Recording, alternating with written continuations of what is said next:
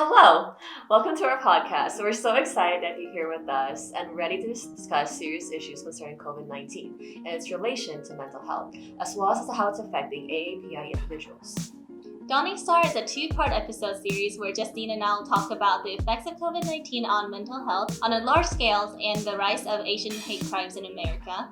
In the first episode, which is what you're seeing right now, we'll be discussing how COVID-19 has negatively impacted individuals' mental health.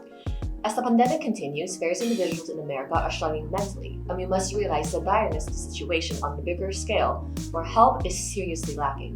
When the dust settles, what happens to those individuals who have been mentally affected by COVID-19? In the second episode, we'll be talking about the long-rooted history of anti-Asian hate in America. Concepts such as the hypersexualization of Asians, especially in women, can help us investigate deeper into AAPI hate crimes. We'll also look into what contributes to the cycle of anti-Asian hate, such as the concept of perpetual foreigner, model minority myth, and racial triangulation, and how COVID and AAPI hate affected individuals. So, before we begin, let's introduce ourselves first before we start. So, my name is Justine Bahoyan. My pronouns are she, her, and hers, and I'm the co-founder of Alpas Uhwa and the head event coordinator. I was born in the Philippines, so I identify as a Filipino American, and I recently graduated from University of Florida with a bachelor's in psychology and sociology. And in fall, I will be returning to UF to begin my master's studies in mental health counseling. And also, lastly, happy Mental Health Awareness Month! Yeah! Yay! And then Sumin. Hello, I'm Sumin Shim. My pronouns are she, her, hers, and I'm a first-generation immigrant from South Korea. I'm also the co-founder of Alpas Uhwa and the head multimedia manager. And I'm on my 5th year at University of Florida as digital arts and sciences major. Okay, so plainly speaking, COVID-19 has been incredibly taxing and draining for many individuals. According to a Gallup poll in November 2020 concerning America's health, mental health has reached a low level compared to the last 2 decades. Furthermore, in this poll, Americans rated 76% of their mental health positivity, which is a 9% decline from 2019. Ooh, yeah. That's a lot. Before COVID-19, the CDC estimated that about 1 in 5 Americans struggled with mental health. However, with COVID-19, the CDC has said that now about 1 in 2 Americans struggle with mental health concerns. According to Vice, people have reported their mental health has worsened since COVID-19 started. And as for individuals who have had mental health disorders, the pandemic has only worsened their issues. And that's honestly truly tragic, considering how important mental health is to a person's health, It's synonymized and equally important as physical health since they go hand in hand with each other.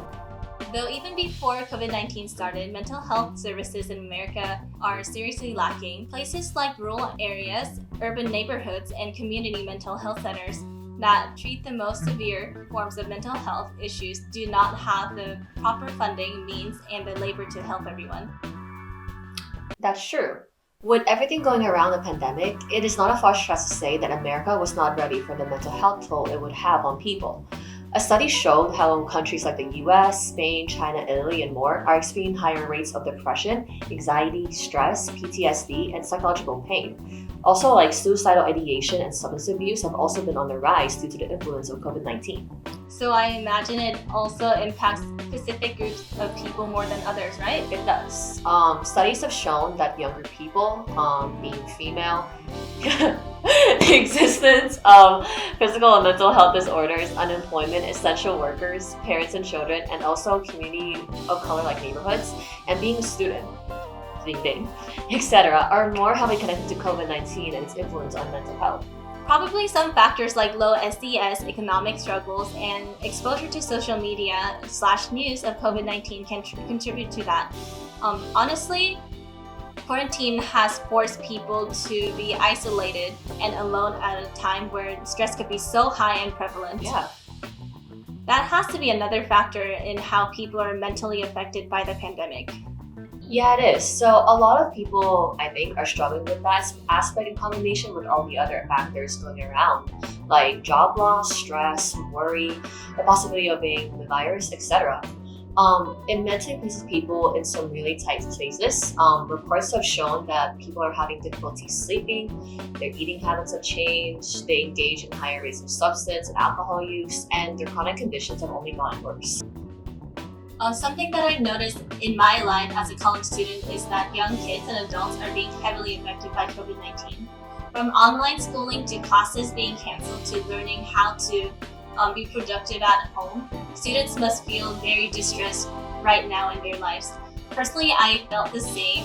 As I was going to online classes, I felt less motivated to interact with my peers and instructors as extra.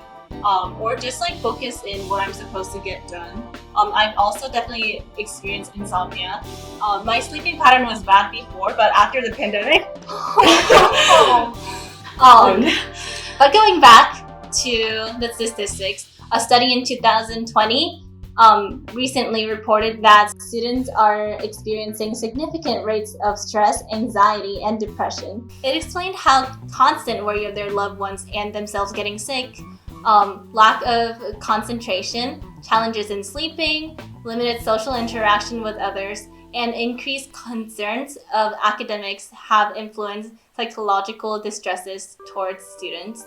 And yeah, I mean, as a college student myself, I definitely relate to how COVID-19 has definitely impacted my mental health as well. I mean, going off from last March, I think that was when everything happened. That was when I was at my most lowest, and I can definitely felt old habits that I used to have concerning just my anxiety and things like that. Really impacted me. So yeah, no, I definitely relate towards how the research is saying that there's a large correlation in terms of how COVID-19 is affecting students. Definitely. Yeah, and I think a lot of people students are ourselves are trying their best to cope with the pandemic. Studies have shown that people are using more self-management methods. They're possibly doing things like trying out new hobbies or killing new hobbies. For me, I went that too. Or studying, or even doing, and I do this too, setting a set routine for themselves. Studies have also shown that people also do the opposite, where they do negative coping mechanisms. They, like I said again, they drink or they smoke, they distract themselves by busy them with work, they sleep longer, or they ignore their needs as well.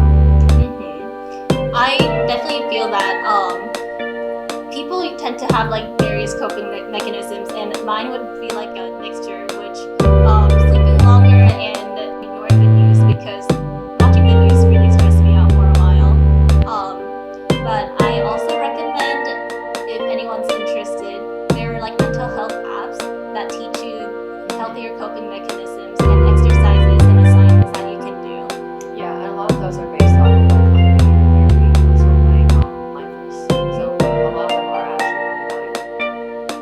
I know studies have also mentioned how people are trying to supplement social interactions and seek help from others through virtual means too, like Zoom, Discord, FaceTime, etc. I know I've done way too many online meetings through Zoom and Discord with so many channels. Me too, so many. It just feels nice to be connected even though we're socially distanced in these times where nothing seems normal. We need that, We do. I can attest how many messages and Zoom meetings I've been. But we really do. That's why it's so important for us to realize that the pandemic is placing a huge burden on individuals mentally. To be honest, there needs to be more services and attention towards mental health in general. With serious events like the pandemic happening in the world, not everyone can immediately be okay after it ends or during it either. There needs to be change. Yeah, definitely. Mark Hennick, a mental health strategist and speaker, said on Global News that individuals through our nervous system usually respond to trauma at a peak and a valley pattern. As of now, we're at a peak where survival is prioritized as the most important during the pandemic. But when the threat of COVID-19 passes and people do not have proper support in their lives, a lot of them will have trouble in the valley region where they'll have a difficulty getting back to baseline or normal levels. Yeah, no, you make a good point. People in the valley region, which is right here, will fall into negative coping mechanisms when faced with their trauma without any support. So reactions like depression, pulling away from others, avoidance, and more can happen to people if we as a society did not place proper safeguards to help people mentally during the pandemic. If we ever want to return back to the normal or the baseline, we have to be proactive in making sure that people are being supported.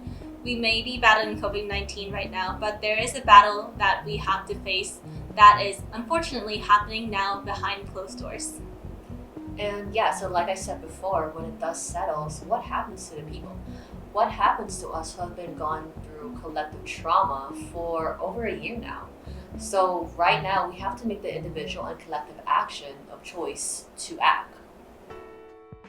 Also, COVID-19 has fostered a hatred towards AAPI community where public perception towards China has placed blame on them for the pandemic. As a result, Asian Americans' hate crimes have surged in significant numbers in America. They're facing the brunt of it through this narrative that Asians are a virus or a threat, and it's not a singular event, but it's an occurrence in America that has long been used against Asian and Asian Americans. So yeah, so like Sumin and I will be talking about that in episode 2. So that will be out in May 24th. So please stay tuned for that. So I think on a final note, we just want to emphasize again how mental health is imperative to remember when it comes to pandemic.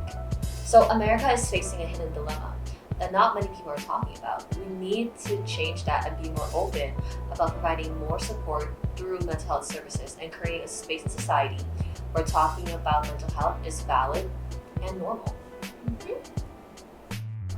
And on that note, Justine and I have provided you resources to check out if you or anyone you know is in need mentally. Plus, telehealth is on a rise and often covered by insurance. So if you are worried about money, you have like United Healthcare for students. It should cover you by a lot. Like my personal experience, I've been charged about $35 per session. And this way you don't have to also worry about going outside or the transportation. So there is aid. Just remember that you're never alone and your struggles are truly valid to be seen and heard. You're not a burden. And with that in conclusion, we hope you guys enjoyed the first episode of Lonnie Star. So till next time, loves, and we hope you all have a wonderful day or night. Keep supporting Alpas Uhwa Stories of Light. Our project will end on May 25th. So let's keep going, guys. Yay! We truly do appreciate all the love that we receive from everyone. So thank you so much and bye.